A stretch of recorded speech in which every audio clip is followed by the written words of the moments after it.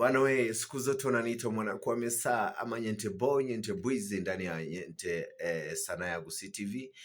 So guys, cha kwanza ningependa sana muweze kusubscribe kwenye channel yetu mpya inaitwa Sanaa ya Gusii TV, iko YouTube. So guys, cha pili ningeweza kushukuru kwa wale wote ambao wananipatia support na nikiachilia kazi zangu zinazidi kwenda vile sikuwa na expect. So guys, I appreciate na nashukuru Mwenyezi Mungu azidi kuwajazia kitu inaitwa data bundle kabisa. Otherwise, moja kwa moja leo bwana, ningependa kuongelea Mrashia.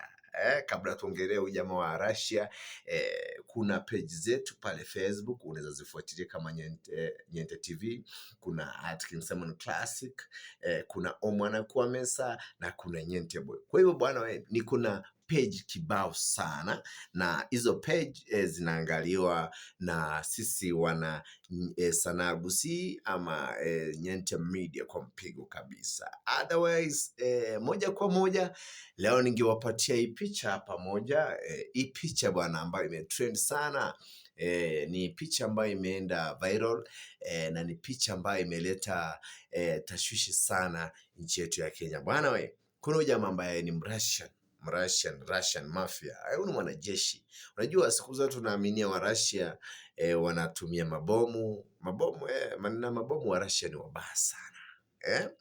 This time round wa Russia wameona Kenya hawezi kufa na mabomu, sasa wakatutumia mafia mmoja sana. Yaani huyu jamaa amespread ugonjwa wa HIV/AIDS kwa watu wengi sana. Inasemekana huyu Mrashia ana nini? Ana macho nne ambayo iko na kamera both sides, hapa na hapa. So sijui kilikuwa kinatokea nini.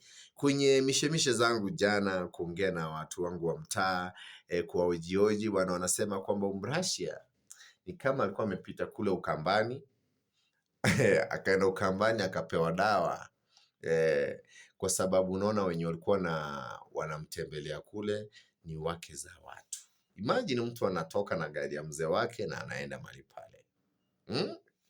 Na ni bure. Huyu jamaa Mrashia huko analipana.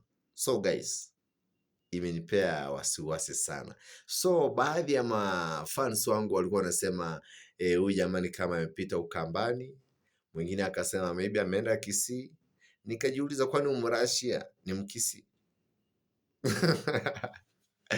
Atajuaje kuna Ukambani kuna dawa